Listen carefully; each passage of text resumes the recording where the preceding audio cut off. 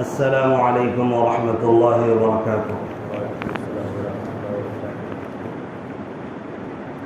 الحمد للہ نحمده ونستعینه ونستغفره ونؤمن به ونتوکل علیہ ونعوذ باللہ من شرور انفسنا ومن سیئات اعمالنا، من يهده الله فلا مضل له ومن يضلله فلا هادي له، ونشهد أن لا إله إلا الله وحده لا شريك له، ونشهد أن سيدنا ومولانا محمدا عبده ورسوله، أما بعد فأعوذ بالله من الشيطان الرجيم، بسم الله الرحمن الرحيم، إن أكرمكم عند الله أتقاكم، صدق اللہ العظیم۔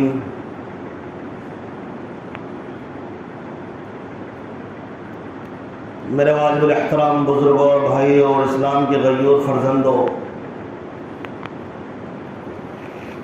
بہت ہی مبارک مہینہ بس ہم سے جدا ہونے کو ہے، اور یہ ہو سکتا ہے کہ یہ آج آخری دن ہو، اس کے بعد 1 سال کے بعد ہی یہ مہینہ دوبارہ ہمیں ملے گا۔ جو بھی وقت باقی ہے ان وقت کو ہم قیمتی بنائیں اور اللہ تبارک و تعالیٰ سے اپنے روزوں اور نیکیوں کو قبول کروائیں۔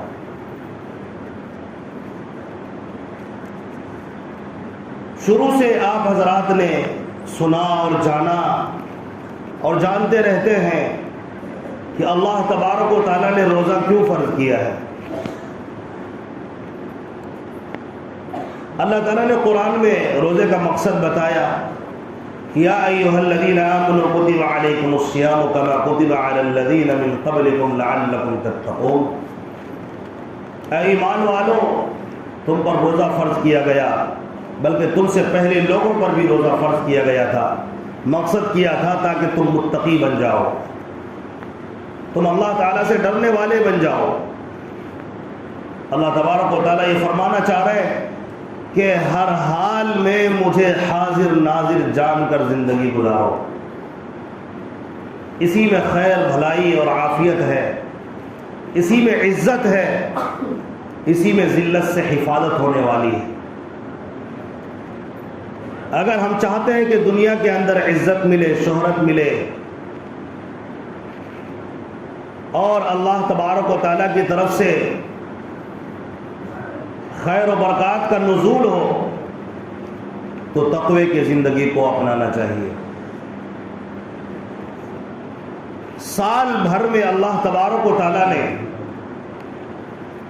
1 مہینہ منتخب کر دیا صرف اس لیے تاکہ اس بندے کے اندر تقوی پیدا ہو جائے، بندے کا دل دنیا کی محبت سے خالی ہو جائے، بندے کے دل کے اندر جو ایمانی نور ہے، نور ایمان ہے، وہ مضبوط ہو جائے، وہ اور چمکنے لگ جائے، وہ روشن ہو جائے، اور اللہ اور اس کے رسول کی محبت کے علاوہ ساری محبت ان کے سامنے ہیچ اور فانی نظر آئے۔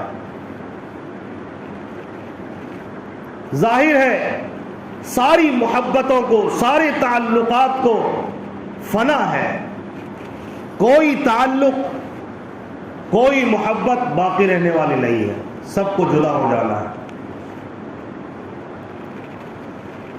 تعلق یا محبت کسی انسان سے ہو یا کسی جانور سے ہو یا کسی چیز سے ہو، یہ سب فنا ہونے والے تعلقات ہیں۔ عقل مند وہ نہیں ہے جنہیں پتا ہو میں جو دوستیاں اور تعلقات کر رہا ہوں چیزوں سے، لوگوں سے، یہ باقی رہنے والی ہیں۔ یہ عقل مند لوگ نہیں ہیں اگر ایسا سوچتے ہیں، اور یہ کسی بھی درجے میں میرے کام آنے والے ہیں۔ عقل مند تو صحیح معنی میں وہ حضرات ہیں جو جانتے ہیں اور سمجھتے ہیں کہ میرے سارے تعلقات، ساری نسبتیں، ساری رشتہ داریاں، یہ سب کچھ موت پر تمام ہو جائے گا. اگر باقی رہنے والی چیز ہے تو اللہ کی محبت، اللہ کا خوف، اللہ کا ڈر، نبی کی محبت، نبی پاک علیہ الصلوۃ والسلام کی اتباع، یہ باقی رہنے کی چیز ہے. اس کو نوٹ کر لینا چاہیے زندگی کے آخری دن تک، موت کے آخری سانس تک اس کو ہم اچھی طرح سمجھ لیں. یہ عقل مند لوگوں کا کام ہے اس کو سامنے رکھنا، اس کو سمجھنا. اللہ تبارک و تعالیٰ نے جب پیدا کیا تو دل بہت پاک صاف تھا، پھر ہم گناہ میں ملوث ہوتے رہتے ہیں.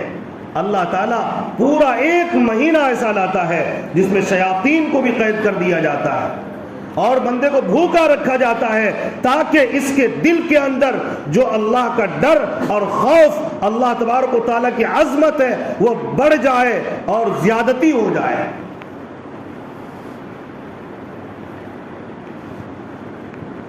الحمدللہ جب ماہ مبارک شروع ہوتا ہے لوگ اللہ کی طرف دوڑتے ہیں، اللہ سے محبت کرنے لگتے ہیں اور وہ یہ سمجھ جاتے ہیں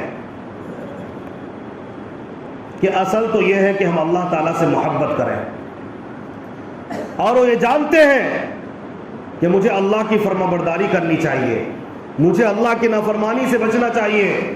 یہی وجہ ہے ہر نماز کے وقت میں ایسا لگتا ہے کہ آج جمعے کا دن ہے. رمضان میں ہر نماز میں ایسا محسوس ہوتا ہے سوائے فجر کے کہ آج جمعے کا دن ہے. ایسا لگتا ہے دیکھنے میں، لوگوں کے نمازوں کی جو تعداد ہوتی ہے اس تعداد کو اگر دیکھا جائے.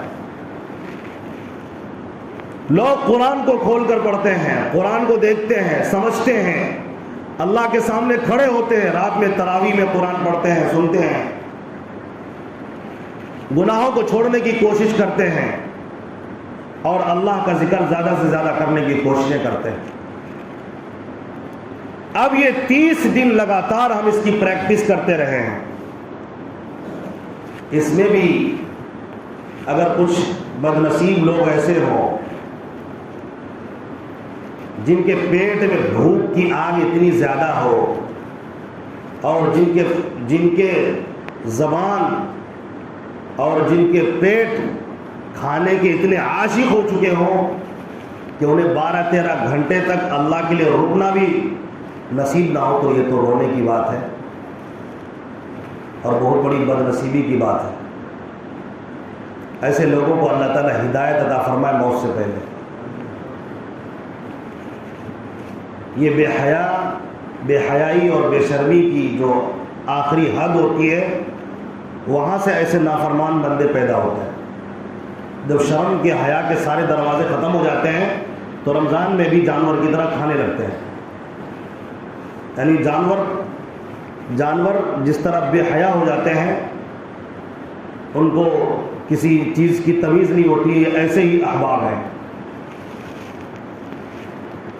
ان کو جہاں شرم آنا چاہیے وہاں شرم نہیں آتا، جن کو جہاں شرم نہیں آنا چاہیے وہاں شرم آتا ہے ان کو.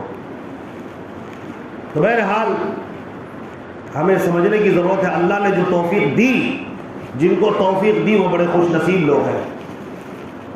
آج آخری دن میں آپ کو بتانا چاہوں گا کہ کامیاب روزے دار کون ہے. روزہ رکھ لینا یہ کمال نہیں ہے. روزہ رکھنے کے بعد روزے کا جو مقصد ہے تقویٰ اس کے اندر پیدا ہو گیا تو یہ کامیاب روزے دار ہے. کیونکہ جب مقصد بھوکا رہنے کا یہ ہے کہ ہمارے اندر تقویٰ پیدا ہو جائے، طہارت پیدا ہو جائے، پاکیزگی پیدا ہو جائے، ایمانی نور میں اضافہ ہو جائے. جب یہ مقصد ہے تو جب تک یہ چیز پیدا نہیں ہوتی تب تک ہم کامیاب روزے دار نہیں ہیں. اسی لیے اللہ کے نبی پاک علیہ الصلوۃ والسلام نے ایک حدیث میں فرمایا، جو روزہ رکھ کر تقویٰ اختیار نہ کرے، گناہوں سے نہ بچے، نمازوں کی پابندی نہ کرے، اللہ تبارک و تعالیٰ کو اس کے بھوکا رہنے اور اس کے پیاسا رہنے کی کوئی پرواہ نہیں ہے۔ یہ ایسے ہی ہے جیسے کسی جانور کو باندھ کر چھوڑ دیا جاتا ہے، اس کو کھانا پینا نہ دیا جائے، تو ایسے ہی بھوک میں پریشان ہوتے رہے لیکن اصل چیز ہم نے کھو دی۔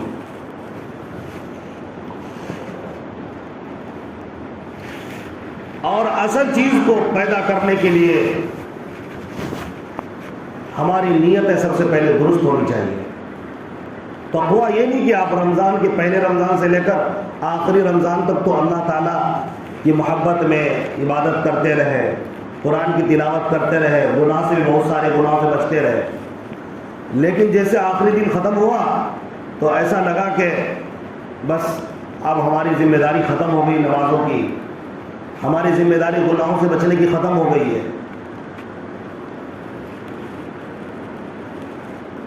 یہ مقصد نہیں ہے تقوی کا، اور نہ یہ روزہ لانے کا یہ مقصد بھی نہیں ہے۔ روزہ لانے کا مقصد یہ ہے ایک مہینہ اس طرح پریکٹس کرے عبادت کی، اللہ کا محبوب بندہ بننے کی ایسی کوشش کرے کہ سال بھر آدمی اس کو مکمل اسی طرح گزارے۔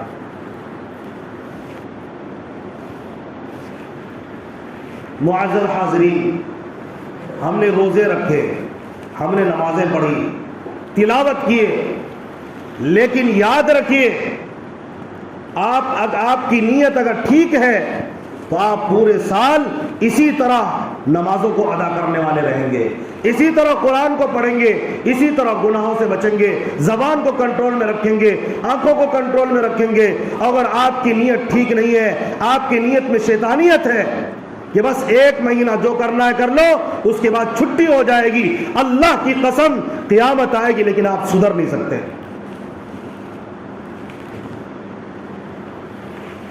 اچھی طرح سے سمجھ لیجئے، یہ صرف اور صرف شیطانی سوچ ہے کہ ایک مہینے کے بعد ذمہ داری ختم۔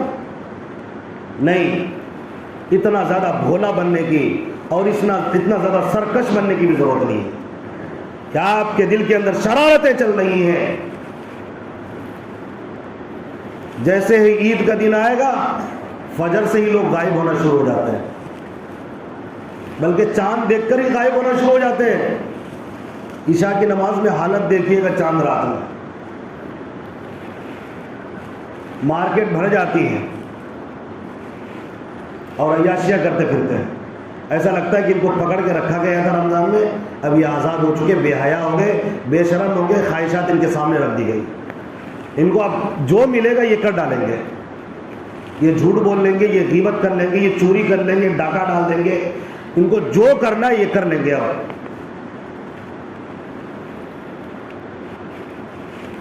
ہمیں ہوشیار اور عقل مند بننا چاہیے، بیوقوف نہیں بننا چاہیے۔ اللہ تبارک و تعالیٰ نے جو یہ ایام لائے تھے اس کی قدردانی یہ ہے پورے سال نمازوں کی پابندی کی نیت کریں پہلے۔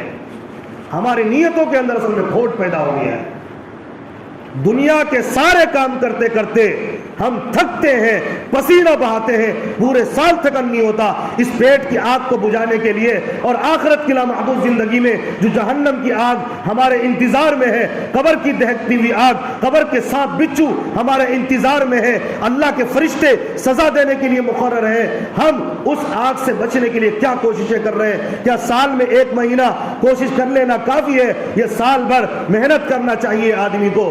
کیا فرق پڑے گا آپ کی زندگی میں اگر آپ نے 1 گھنٹہ 1.5 گھنٹہ نماز کے لیے نکال لیا؟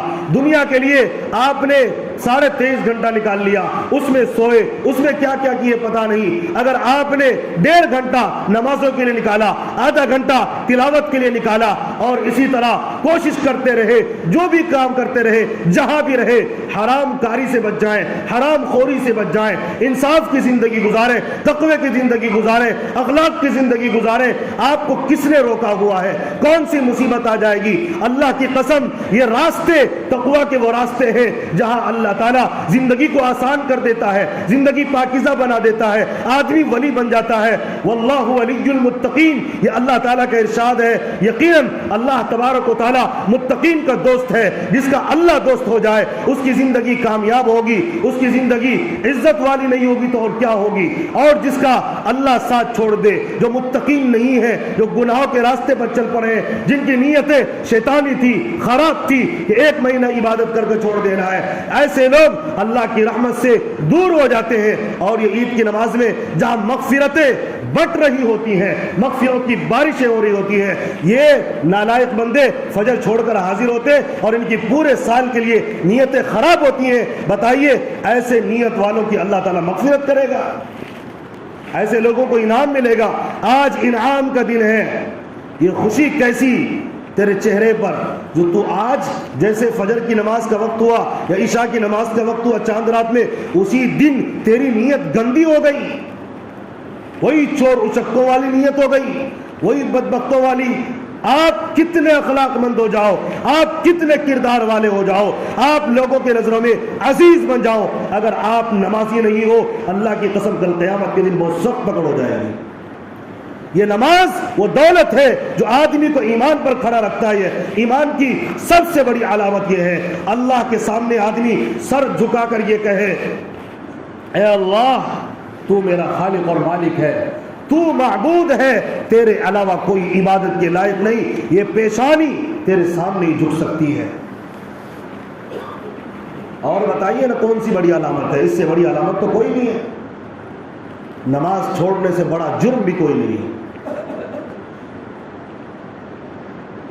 جس طرح پابندی کرتے رہے ہیں، اچھی طرح سے سمجھ لیجئے، آدمی کو اپنی زبان کو بھی کنٹرول میں رکھنا چاہیے اور اپنے اعمال بھی جو بندہ کہتا ہے اس کے مطابق کرنا چاہیے۔ میں آپ سب سے پوچھتا ہوں، اللہ کے لیے آپ بتاؤ، کیا نماز صرف رمضان میں فرض ہے؟ بتائیے نا بھائی، آواز نہیں آ رہی ہے۔ صرف نماز رمضان میں فرض ہے یا جو اہمیت رمضان میں تھی وہی اہمیت اور بھی دنوں میں ہے؟ بتائیے، اور بھی دنوں میں اہمیت ہے کہ نہیں ہے؟ اگر کوئی بندہ اپنی زبان سے کہتا ہے کہ میں مانتا ہوں اللہ نے نماز موت کی آخری سانس تک فرض کیا ہے، پھر کیا وجہ ہوتی ہے کہ ہم اس کو عمل سے جھٹلاتے ہیں اور جیسے ہی رمضان ختم ہوتا ہے ہم نمازوں میں شریک ہونا بند کر دیتے ہیں؟ اس سے پتہ چلتا ہے ہم جھوٹ بول رہے ہیں، ہم سچے نہیں ہیں۔ فرض رمضان میں بھی نماز تھی، غیر رمضان میں بھی نماز فرض ہے۔ تلاوت کرنا رمضان میں بھی ثواب ملتا ہے تلاوت کرنے کا، رمضان کے بعد بھی تلاوت کرنے کا ثواب ملتا ہے۔ برائی سے بچنے کا ثواب رمضان میں بھی ملتا ہے، رمضان کے بعد بھی ملتا ہے۔ اللہ تبارک و تعالیٰ کا متقیوں کے لیے بڑے بڑے وعدے ہیں۔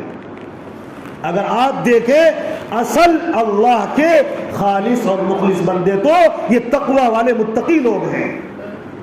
تقوی کا مفہوم اور معنی سمجھ لیجئے۔ میں نے جتنا بھی مطالعہ کیا اس کا خلاصہ آپ کے سامنے پیش کر رہا ہوں۔ پورے قرآن پاک میں جہاں بھی تقوی کی بات آئی، احادیث میں اسی طرح بڑے بڑے مفسرین نے، محدثین نے جو کچھ تقوی کے بارے میں کہا، میں آپ کے سامنے اس کا خلاصہ پیش کر رہا ہوں۔ یہ خلاصہ یوں ہی نہیں ملا کرتے ہیں، گھنٹوں مطالعہ کرنا پڑتا ہے۔ تقوی کا مطلب یہ ہے کہ آپ زندگی ایسے گزارو اللہ کو مان کر گویا ہر آن ہر منٹ ہم اور آپ اللہ کی نگرانی میں ہے، لہذا کوئی بندہ کیا اللہ کے سامنے اللہ کی نافرمانی کر سکتا ہے؟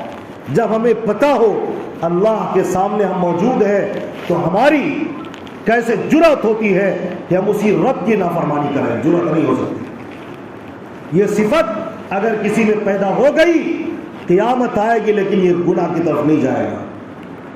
یہ نماز نہیں چھوڑ سکتا، یہ روزہ نہیں چھوڑ سکتا، یہ جھوٹ نہیں بول سکتا۔ اللہ کے سامنے کوئی جھوٹ بول سکتا ہے؟ بتائیے اللہ کے سامنے کوئی جھوٹ بولے گا؟ جب پتہ ہے اللہ دیکھتا ہے تو جھوٹ کیسے بول سکتا؟ نہیں بول سکتا. جبکہ معلوم ہے اللہ کی پکڑ جھوٹے لوگوں کے لیے بڑی بڑی سخت ہے. چغل خوری کر سکتا ہے جب اللہ دیکھ رہا ہے؟ نہیں کر سکتا. کسی کی برائی کر سکتا ہے، اللہ دیکھ رہا نہیں کر سکتا. زنا کر سکتا ہے، نہیں کر سکتا. یہ ذلیل حرکت اس سے نہیں ہو سکتی. اللہ کے سامنے کوئی اپنی نظر کو گندا کر سکتا ہے؟ ایک طرف اللہ دیکھ رہا ہے ہمارے حرکات و سکنات کو کہ ہماری آنکھیں کہاں جا رہی ہیں، ہماری آنکھ کی حرکت کو، اشارے کو اللہ دیکھتا ہے. تو کیا ہم اپنی آنکھوں کو اللہ کے سامنے گندا کر سکتے ہیں؟ نہیں کر سکتے. یہ بندے کے اندر ہو ہی نہیں سکتا.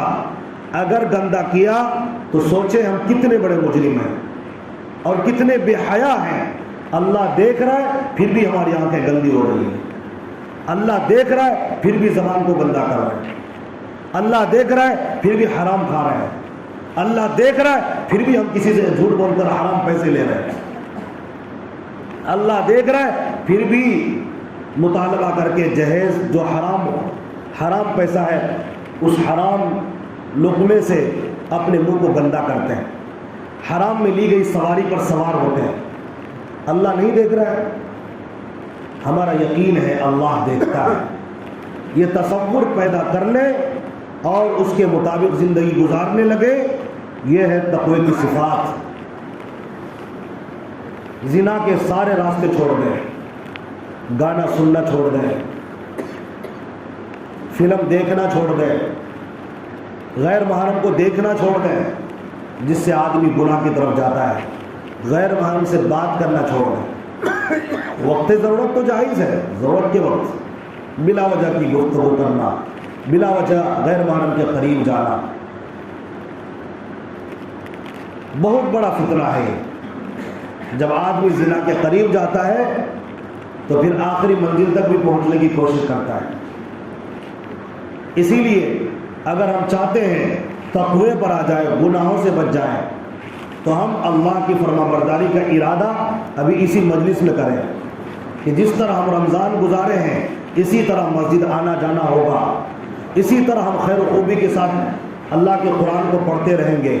جو بھی وقت ملا اگرچہ تھوڑا وقت کم لگائیں گے لیکن تلاوت کبھی نہیں چھوڑیں گے، کبھی نماز نہیں چھوڑیں گے. اور اسی طرح تاکہ یہ تقوی کی جو مضبوطی ہے اس پر ہم برقرار رہیں. جو روزے چھوٹ گئے بیماری کی وجہ سے، سفر کی وجہ سے، اس کو ہم پورا کرنے والے بنیں.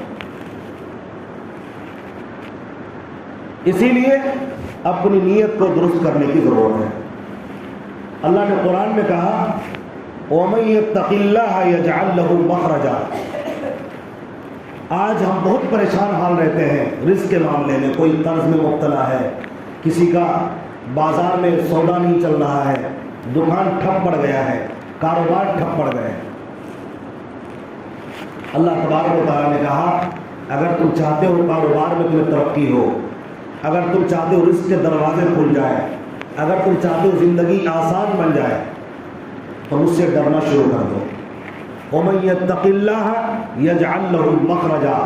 جو اللہ تعالیٰ سے ڈرنے والے ہیں، جو اللہ سے ڈرنے لگتے ہیں، اللہ تبارک و تعالیٰ اس کے لیے راستے کھول دیتے ہیں، راستہ آسان کر دیتے ہیں. وَيَرْزُقْهُ مِنْ حَيْثُ لَا يَحْتَسِبُ. اور رزق ایسی جگہ سے عطا فرماتے ہیں جہاں سے اس کا گمان بھی نہیں ہوتا. اور پریشانی کسی بھی معاملے میں اگر آ رہی ہے، اللہ قرآن میں کہہ رہا ہے وَمَن يَتَّقِ اللَّهَ يَجْعَلْ لَهُ مِنْ أَمْرِهِ يُسْرًا. جو اللہ کے لیے تقوی اختیار کرتا ہے اللہ تعالیٰ اس کے لیے معاملے کو آسان بنا دیتا ہے. اب ہم کسی پریشانی میں گرفتار ہوتے ہیں، اللہ سے ڈر نہیں رہے ہیں، حرام کاری کر رہے ہیں، حرام خوری کر رہے ہیں، تو ظاہر ہے کہ اللہ کی طرف سے مددیں تو نہیں نازل ہوگی نا، نحوستیں آئیں گی، اللہ کی پکڑ آئے گی. اللہ کی مدد اور خیر و برکت کا نزول نہیں ہوگا. میں آخر میں ایک واقعہ سنا کر اپنی بات مکمل کرتا ہوں.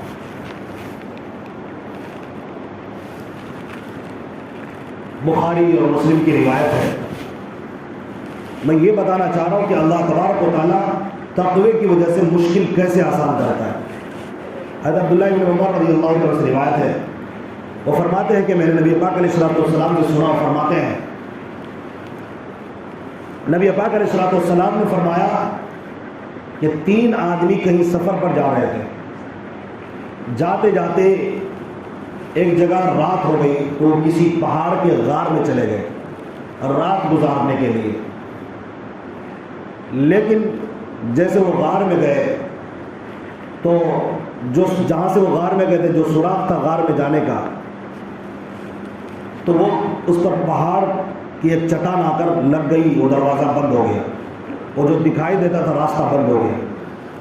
اب یہ تینوں پریشان ہو گئے، کیا کریں؟ ظاہر ہے اگر اتنا بڑا چٹان ہے کہ وہ ٹھیل کر ہٹ بھی نہیں سکتا، نہیں ہٹیں گے تو یہیں بھوک پیاسے میں مر جائیں گے۔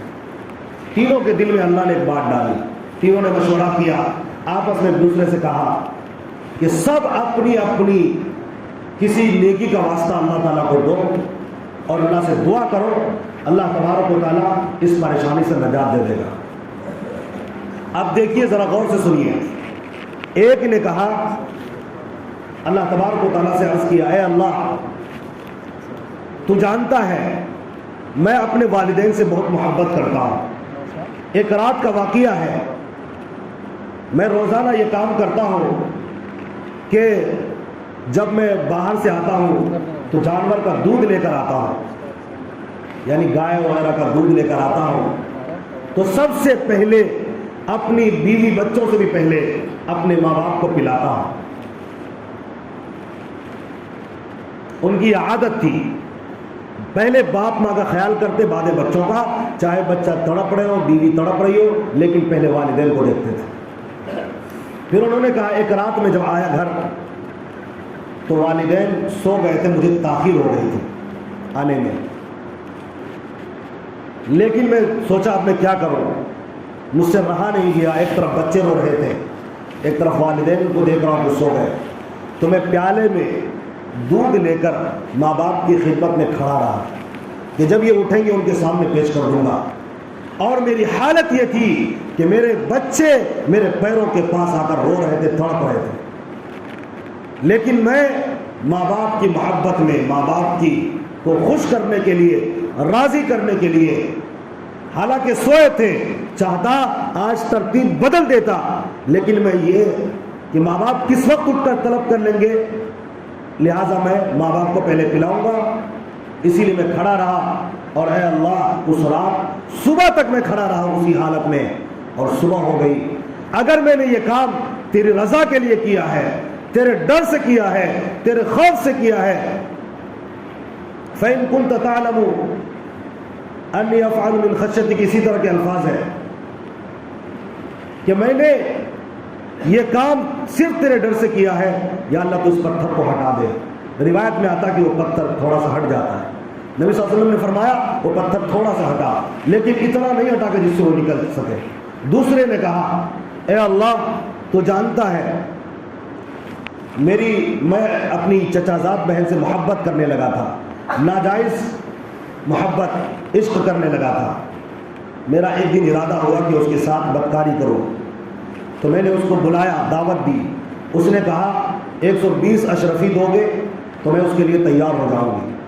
میں نے اس کو 120 اشرفی دیا، وہ تیار ہو گئی، یہاں تک کہ میں اس کے لیے اس کے ساتھ بدکاری کرنے کے لیے میں اس کے سامنے بیٹھ گیا، لیکن اس نے ایک جملہ کہا، اے اللہ کے بندے اللہ سے ڈر، تو بغیر حق کے مہر کو نہ توڑ۔ تو میں اسی وقت ڈر گیا اور میں بدکاری سے توبہ کر لیا، کھڑا ہو گیا، اے اللہ اگر میں تیرے ڈر سے میں نے یہ کام کیا ہے تو یہ پتھر کو تھوڑا سا کھسکا دے۔ اللہ تبارک و تعالیٰ نے وہ پتھر کو تھوڑا سا کھسکا دیا، لیکن ابھی بھی اتنا نہیں کھلا جس کی وجہ سے وہ باہر نکل سکے۔ ایک شخص نے کہا، جو تیسرا شخص تھا، اے اللہ میں کچھ مزدوری کروانے کے لیے کچھ مزدوروں کو متعین کیا تھا، میں نے اس کا کچھ چاول دینے کے بدلے میں میں نے کہا مزدوری کرو، اتنا چاول تمہیں ملے گا، روایت میں آتا ہے ایک فرق، ایک مقدار ہوتی ہے، اتنا چاول دوں گا، سارے مزدوروں کو دے دیا، لیکن ایک مزدور کسی وجہ سے ناراض ہو کر چلا گیا، میں اس کے مزدوری کو اپنے استعمال میں لایا اور اس سے میں کماتا رہا یہاں تک کہ میں مالدار بن گیا، میں نے بہت ساری چیزیں خرید لی، بہت سارے جانور خرید لیے، بہت سارے محلات ہم نے بنا لیے، بہت ہم نے کمائی کر لی، اونٹ بیل بکرے سارے میرے پاس ڈھیر کی شکل میں جمع ہو گئے، بہت سارے جمع ہو گئے۔ ایک دن وہ آتا ہے، آنے کے بعد مجھ سے کہتا ہے اے اللہ کے بندے میری مزدوری دے دے۔ تو میں نے کہا یہ جتنے بھی جانور دکھ رہے ہیں یہ سارے تمہارے، یہ لے کر چلے جاؤ۔ وہ کہنے لگا کہ تم مجھ سے مذاق کر رہا ہے؟ تو میں نے کہا کہ مذاق نہیں، میں کہہ رہا ہوں کہ یہ تیرے پیسے سے میں کمایا ہوں، یہ جو کمائی تم دیکھ رہے ہو یہ سب کچھ تیرے پیسے سے میں نے یہاں تک پہنچا، لہٰذا تو اسے لے کر چلا جا۔ اور وہ بندہ لے کر چلا جاتا ہے تو اللہ سے عرض کرتا ہے اے اللہ اگر میں نے یہ تیرے ڈر سے کیا ہے تو اللہ تبارک و تعالیٰ اس پتھر کو ہٹا دے، وہ پتھر پوری طرح کھل جاتا ہے، پھر یہ تینوں بندے باہر نکل جاتے ہیں۔ تو دیکھیے اللہ تعالیٰ نے اسی وقت ڈر اور خوف سے جو نیک کام کیا گیا تھا اور اللہ کی رضا کے لیے جو کام کیا تھا، اللہ تعالیٰ نے اس کی مشکل کو آسان کر دیا، اور اللہ نے جو قرآن میں وعدہ کیا اس وعدے کو سچا کر دکھایا۔ اسی لیے آج جو تقوی والے ہیں، آج جو متقین ہیں وہ کامیاب ہیں، وہ عزت والے ہیں۔ کل قیامت کے دن اللہ تبارک و تعالیٰ انہیں کامیاب کریں گے، ان کے گناہوں کو معاف کر دیا جائے گا، ان کو جنت ملے گی۔ بار بار قرآن میں آتا ہے ان المتقین فی جنات و نہر، ان المتقین فی ظلال و عیون، ان المتقین فی جنات و عیون، ان المتقین فی جنات و نعیم۔ یہ قرآن پاک میں اللہ تعالیٰ بار بار متقیوں کو کہہ رہا ہے، متقیوں کے لیے وعدہ ہے اللہ کی طرف سے ان کو جنت کی نعمتیں ملیں گی۔ خواہشات کو پورا کرنا ہے، وہ جنت اس کی جگہ ہے۔ آنکھوں کو خواہش پہنچانا ہے، آنکھوں کی خواہش پوری کرنی ہے، جنت اس کی جگہ ہے۔ جس جسم کے اعضاء کی خواہش پوری کرنی ہے، اللہ تبارک و تعالیٰ جنت میں وہ ساری نعمتیں ہمیں عطا کرے گا۔ لہٰذا آج ارادہ کر کے اٹھیں، ہم سارے گناہوں کو چھوڑیں گے انشاءاللہ، اللہ کے ڈر سے چھوڑ دیں گے۔ اب تک جو نمازیں پڑھتے رہے ہیں 1-1.5 گھنٹہ پوری زندگی نمازوں کے لیے وقت نکالیں گے، اور روزے کا بھی، نفلی روزے کا بھی اہتمام کریں گے، اسی طرح گناہوں سے بچنے کا اہتمام کریں گے، کسی کو دھوکہ نہیں دیں گے، بد اخلاقی سے پیش نہیں آئیں گے۔ اللہ تبارک و تعالیٰ ہم تمام کے روزوں کو قبول فرمائے، نمازوں کو قبول فرمائے۔ اللہ تعالیٰ پوری زندگی ہمارے اندر جو روزے کا اصل مقصد ہے تقویٰ، وہ پیدا کر دے، پوری زندگی اس تقوی کے ساتھ زندگی گزارنے کی توفیق عطا فرمائے۔ آمین وآخر دعوانا الحمدللہ رب العالمین۔